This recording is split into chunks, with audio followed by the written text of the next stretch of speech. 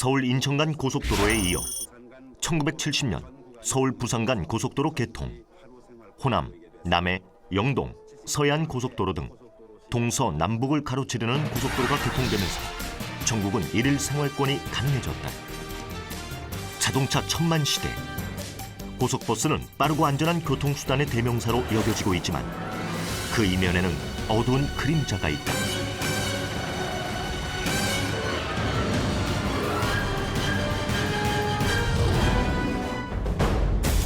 시원스럽게 달리던 버스와 화물차, 승용차들이 한 대 뒤엉켜 멈춰 섰습니다. 고속도로는 순식간에 아수라장으로 변했습니다. 시외 버스가 고속도로 방음벽을 들이받고 부서졌습니다. 구조 대원들이 버스 안에 갇힌 운전사와 승객을 구하느라 안간힘을 씁니다. 119 구조대가 고속버스 안에서 숨진 승객들을 꺼내고 있습니다. 한쪽 면이 찢어져 나간 버스는 본래의 형태를 완전히 잃었습니다. 화물차와 버스가 도로 옆 밭으로 떨어져 있습니다. 사고가 난 버스의 유리창은 모두 깨졌고 승객이 탔던 버스 안은 아수라장이 됐습니다. 시속 100km 이상을 달리는 고속도로에서의 사고는 죽음을 부르는 대형 사고. 한순간의 방심이 수많은 생명을 앗아간다. 승객의 웃음, 승객의 눈물. 당신은 무엇을 선택할 것인가?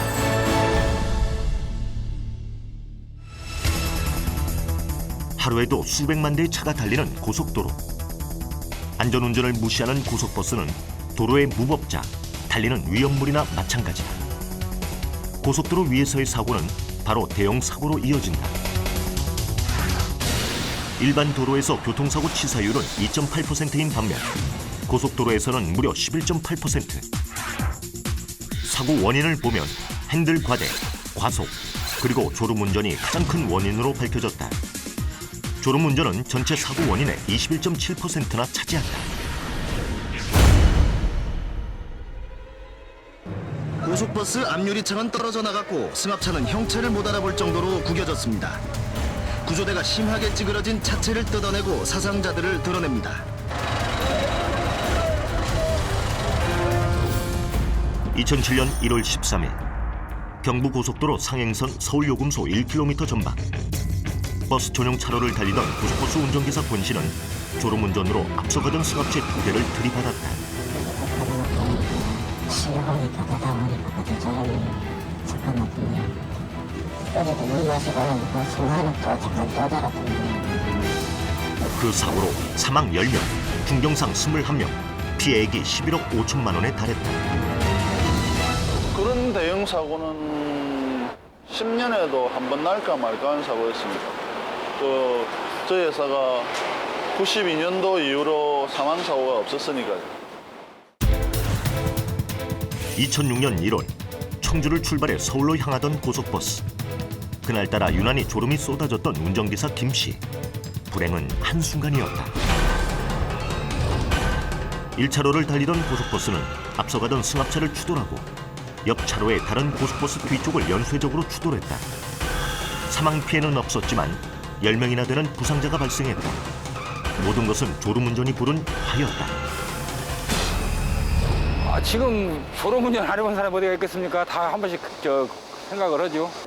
근데 졸음에 한번 취하면요, 그게 참 깨기가 힘들어요. 뭐 졸려가지고 운행 중에 졸려가지고 뭐 어떻게 하고 안 돼요. 나도 모르게 깜빡할 때 그때가 아찔하죠. 고속도로에서 가장 위험한 졸음운전. 졸음운전의 원인은 여러 가지가 있겠지만 과음, 과로 등 충분한 휴식을 취하지 못하는 것이 주된 원인이다. 그렇다면 졸음이 얼마나 사고 위험이 높은지 직접 실험해보기로 했다.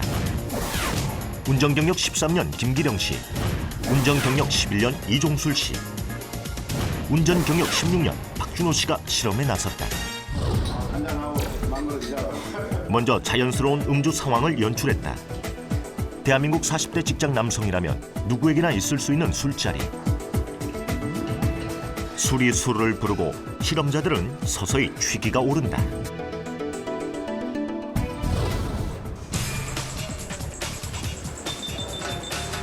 혈중 알코올 농도 0.15, 0.08, 0.09%의 만취 상황. 다음날 아침 실험을 하기 전 다시 음주 측정을 해봤다.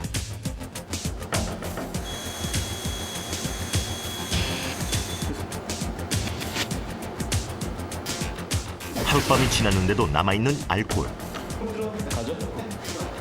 과연 무사히 실험을 통과할 수 있을까? 반응 속도와 운동신경을 알아보는 차량 주행 시뮬레이션. 시작은 순조로웠다. 하지만 몇 분이 지나자 곧 피로가 몰려오면서 눈이 감기기 시작했다. 정신을 차리려고 애써보지만 이미 몸은 통제를 벗어나고 있다. 아차하는 순간 갓길로 진입하고 가까스로 위험을 벗어났나 싶더니 미처 신호를 확인하지 못해 좌회전하는 차량과 부딪힐 뻔한다.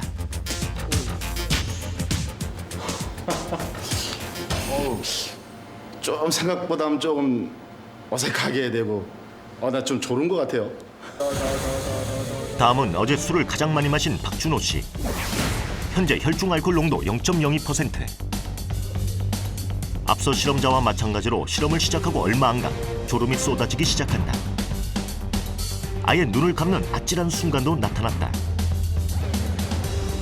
졸음 운전으로 신호를 무시하고 주행하다가 앞차를 추돌하는 등 아찔한 상황이 계속됐다. 실제 도로였다면 몇 분 사이 대형 사고가 여러 번 발생하는 위험천만의 순간들이다.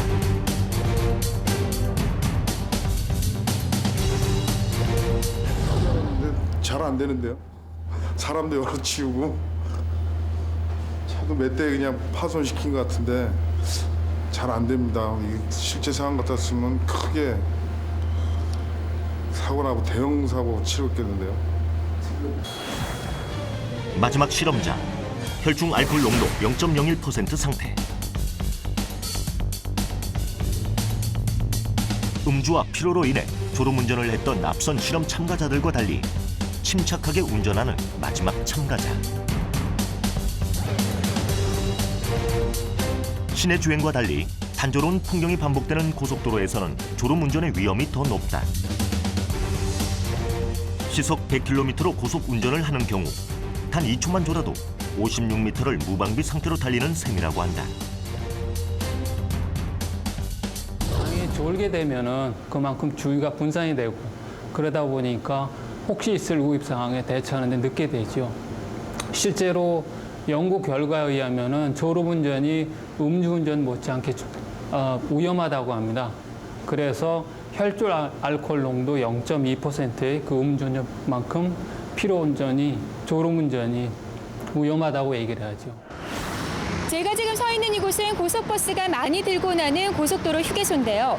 이렇게 고속도로 주행을 할 때 음주를 하면 안 된다는 건 삼척동자도 다 아는 사실이죠. 하지만 과연 모든 고속버스 운전자들이 다 맑은 정신으로 운전을 할까요? 그래서 이곳에 들어오는 고속버스 기사님들을 상대로 음주 측정을 해보겠습니다. 승객들의 안전을 책임지고 달리는 고속버스 운전기사. 음주 상태로 고속도로를 달린다는 것은 있을 수도 없는 일. 이른 아침 첫 차를 운행하는 고속버스 기사들을 상대로 음주 측정을 했다. 예상했던 대로 대부분은 통과. 그런데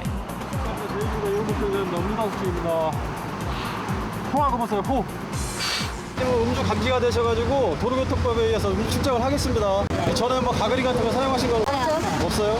입에 부시고 제가 그만할 때까지 5초 이상 부시면 됩니다. 보세요. 더더더더더더더더더더 됐습니다. 선생님 우리 수치 확인하세요. 0.02호 나왔거든요. 0.02호면 일단 훈방 수치예요. 0.05 이상은 정지 수치고, 근데 선생님께서는 음주를 하시긴 하셨어요. 술 언제 드신 거예요? 어제 저녁 반 들어온다. 어제 저녁 때 드신 거예요? 나올 줄 몰라요. 네, 일단 훈방이지만 선생님 앞으로 조심하셔야 돼요. 일단 수치 나오긴 나온 거니까. 네, 알겠습니다. 어제 뭐 저녁 먹어서 소주 한 병 반주로 좀. 소주 한 병이요? 그게 밤에 자는 사이에 안 나올 거라고 생각을 하셨나요, 음주 측정? 아니 뭐푹 잡고 그러니까 뭐 나올 거는 난 생각도 못했어요. 아, 그러셨어요? 대부분 운전자들은 운행 전날 술을 마시면 다음날 안전할 것이라고 생각한다. 하지만 술을 마신 후 충분한 휴식을 취하지 않으면 몸속의 알코올은 여전히 남아있다. 보세요.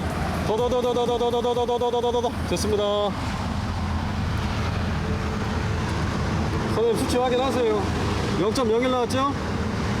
아 오늘 마시지 않았는데. 자, 0.01% 확인하셨죠? 0.05 이상부터 정지예요. 근데 선생님은 0.01 나기 때문에 훈방인데 선생님 음주를 하신 거는 맞아요, 그죠? 저녁 때 음주하셨죠?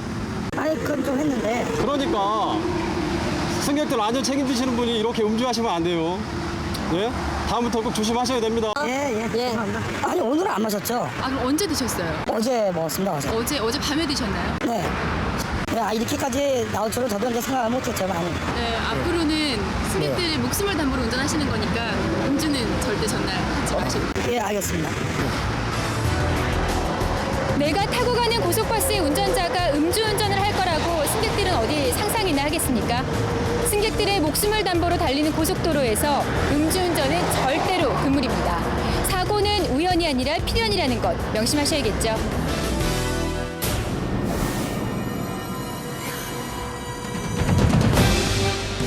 고속도로에서 안전거리 확보는 가장 중요한 안전 요소 중 하나이다. 규정 속도를 준수하고 달린다 하더라도 안전거리를 확보하지 않으면 갑자기 끼어드는 차량 등으로 사고의 위험이 높다. 2007년 12월 인천을 출발해 속초로 향하던 고속버스. 국도로 진입해 신호대교 출발하는 상황에서 앞서가던 시내버스가 급정차하자 안전거리를 확보하지 않고 달리던 고속버스가 앞차의 후면을 추돌한 사고가 발생했다. 6명이 중경상을 입었다. 안전거리 확보의 중요성을 알아보기 위해 빗길 제동시 미터였다. 갑자기 위급 상황이 발생했을 때 이제 그 제동 페달을 밟게 됩니다. 그러다 보면은 실제로 차가 멈추는 데까지는 그만큼 이제 시간이 걸리게 되는데, 근데 그 걸리는 시간은 차의 속도가 높으면 높을수록 더 시간이 걸리게 되고, 그러다 보니까 앞차와의 어떤 안전거리를 그만큼 확보하는 게 중요하다고 얘기를 할 수가 있겠습니다. 안전거리 확보만큼 중요한 것이 위급 상황에서 진가를 발휘하는 안전띠다. 안전띠 착용 여부에 따라 사고 발생 시 인명피해 정도의 차이는 크다. 2004년 10월 20일 오후 3시 45분 강원도 평창군의 8번 국도에서 버스가 15m 아래 숲으로 추락해 전복되는 사고가 일어났다. 이 사고로 운전사 등 15명이 숨지고 18명이 중경상을 입었다. 특히 승객 대부분이 안전띠를 매지 않아 더욱 큰 피해가 났다. 냈는데 낸 사람도 있었는데 안 낸 사람도 있었어요. 안전벨트가 또 한 번 많은 생명을 구했습니다. 2005년 10월 24일 오전 8시 30분경 전북 김제시 금구면의 호남 고속도로에서 충남의 한 여자 고등학교 학생 30명을 태운 버스가 도로 옆 3m 아래 논으로 굴러 떨어졌다. 이 사고로 버스는 앞과 옆 유리창이 대부분 깨졌으며 일부 좌석과 천장은 형체를 알아볼 수 없을 정도로 찌그러졌다. 앞쪽 그 좌석에 심하게 부딪혀서 위험할 수 있고요. 또한 그 전복 사고 시에 유리창 창밖으로 이렇게 튕겨져 나가서 사망 사고가 많이 발생을 하고 있습니다. 고속버스 승객들은 얼마나 안전띠를 메고 있는지 확인해봤다. 대부분은 안전띠 미착용 상태. 승객들의 안전띠를 확인하는 것은 고속버스 운전기사들의 필수 업무지만 안전띠 확인은커녕 차내 안내방송조차 없다. 안전띠를 했을 때와 하지 않았을 때 충돌 반응은 어떨까? 안전띠를 하지 않은 채 차가 충돌했을 경우 차 안의 사람들이 밖으로 튕겨져 나가는 것을 확인할 수 있다. 단 안전띠를 착용하는 것이 다가 아니라 제대로 매는 것이 중요하다. 일반 승객분들이 이제 무심코 안전띠를 맬 때 이렇게 그 주무시거나 아니면 편한 자세에서 이렇게 착용하게 되는 경우가 있습니다. 그런 경우는 충돌 사고 시에 그 안전띠가 장쪽에 그 압박을 가해서 내장이 파열이 될 수가 있습니다. 꼬여 있는 상태에서 이렇게 착용하게 되는 경우가 있는데요. 이렇게 착용하게 되면은 안전띠의 그 이 면적이 좁아지기 때문에 그 내장 쪽에 그 압박이 훨씬 더 심하게 되고 내장 파열이라든지 이렇게 더 쉽게 일어날 수 있는 거죠.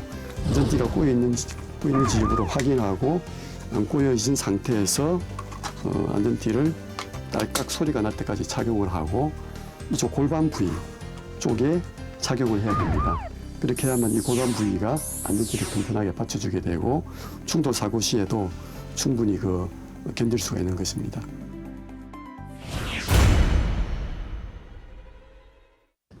순간적으로 들어왔다 나갔다 하니까 그리고 깜빡이 키긴 키는데 거의 이동하면서 같이 틀면서 들어갔다 틀면서 나와버리니까 막 끼어드니까 그리고 등치 때문에 작은 차들 같은 경우는 휘청휘청 거리잖아요.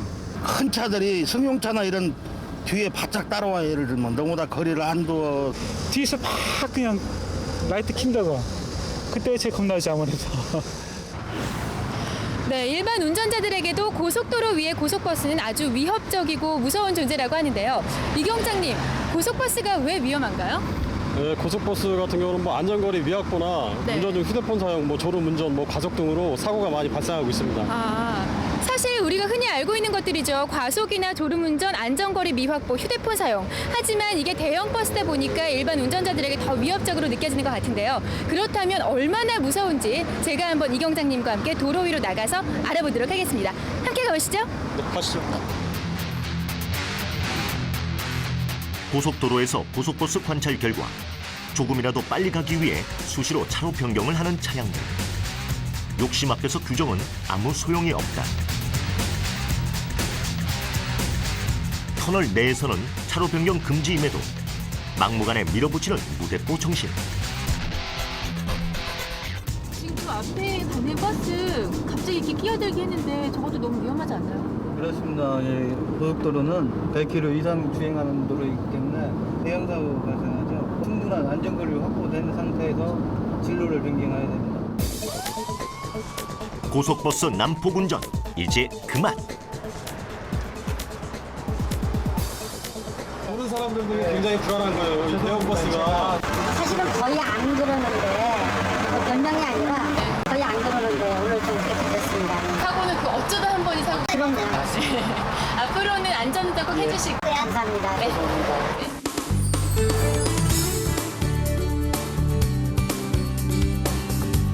한 고속버스 회사.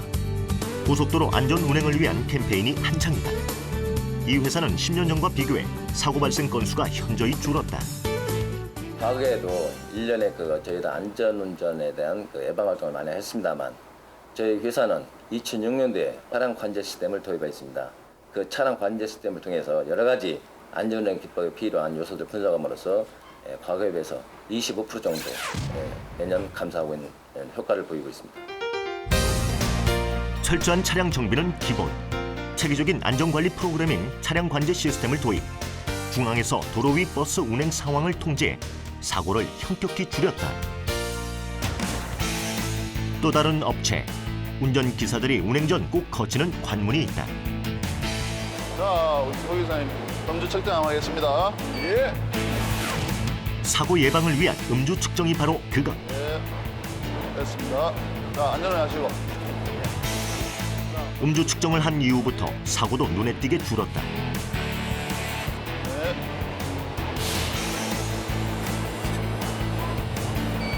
네. 정상입니다. 안전을 하시고.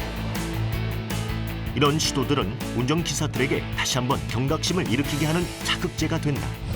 아예 일을 할 때는 이제 거의 음주운전을 이제 안 하게 됩니다. 집에 휴식 때나 집에서만 먹지 근무할 때는 4일 동안 거의 술을 안 먹게 됩니다.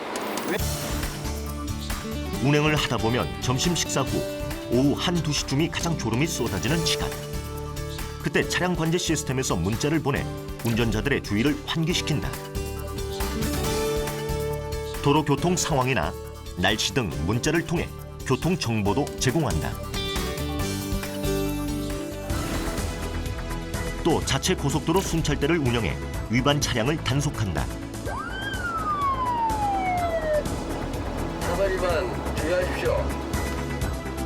캠코더로 위반 현장을 포착해 벌점 등 여러 가지 불이익을 주기 때문에 출발해서 도착하는 그 순간까지 운전기사들은 안전운전의 고삐를 늦출 수 없다.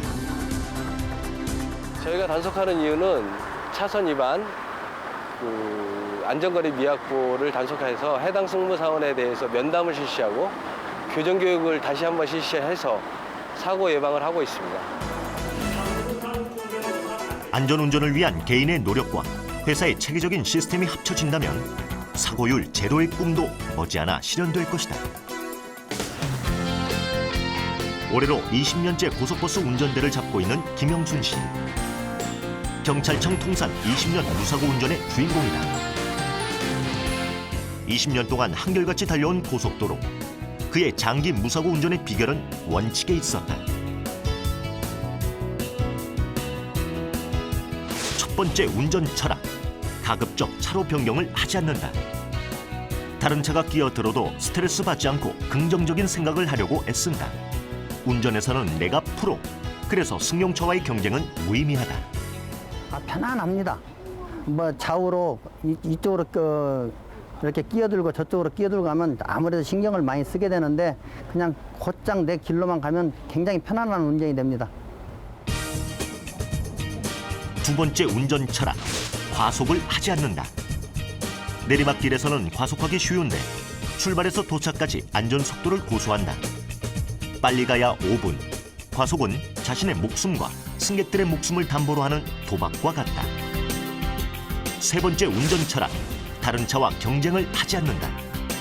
김 씨는 장기 무사고의 가장 큰 공을 양보 운전이라고 생각한다. 양보 운전하면 우선 사고가 없지 않습니까? 앞차가 끼어들든 뒤차가 몰아붙이든 너는 가라 나는 뒤로 따라간다 그렇게 하면 우선 마음이 편해요. 근데 그것을 억지를 못하고 끼어들려면 그걸 안 주려고 밀어붙이고 또 부딪게 잡고 그러다 보면은 접촉이 나고 추돌 사고가 나고 그러다 보니까 이제 모든 고속도로 정체가 되고 그러지 않습니까? 네 번째 운전 철학. 건강한 몸은 안전운전의 기본. 건강을 유지하기 위해 매주 부부가 함께 등산을 거르지 않는다. 쉬고 올라가는 계단이라 힘들도 잘 들어. 올라와. 이거 가파라. 조심히 힘들게. 옳지. 옳지. 됐다. 됐어. 마지막으로 언제나 남편의 안전을 기도하고 가정의 화목을 위해 애쓰는 아내가 있어 20년 무사고가 가능했다. 걱정이 되죠. 비가 와도 걱정이 되고 눈이 와도 걱정이 되고 말할 수 없이 걱정이 많아요. 집에서 대문 밖에 딱 나오면은 현관문을 열고 나오면 당신 오늘도 무사히 하고 안전을 하고 집안일은 절대 신경 쓰지 말고 그래서 저는 딱 차에 타기 시작하면은 집안일은 모든 걸 잊어버립니다. 잊어버리고 그저 운전에만 집중하고 저녁에 또 들으면은 부인 얼굴 보면 반갑고 그렇게 생활해 왔어요. 그래 정상 다 왔지? 저기 정상 올라간 만큼만 저기 올라가면 더 올랐는데 우리도 인생 거기 올라가면 끝나는 거 아닌가? 그러니까 그때까지 당신이 지금까지 해준 내조 그대로 조금만 더 해줘. 그러면 우리 얼마든지 좋은 결과 나오니까 여보 사랑해. 가자. 안전운전을 향한 인생 2막을 시작하는 김영순 씨. 그가 동료들에게 해주고 싶은 말은 무엇일까? 모든 것은 양보 운전. 그리고 나의 목표를 앞세우고 최고는 아니지만 최고가 되기 위해 최선의 노력을 하는 길만이 내가 살 길입니다. 장거리 승객의 편안한 여행을 책임지는 고속도로의 신사. 하지만 어느 순간 돌변하는 고속도로의 무법자.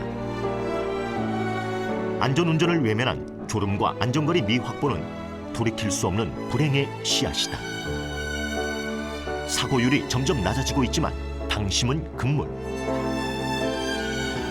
내가 잡은 운전대, 우리 가족, 우리 이웃의 웃음과 행복이 달려있다.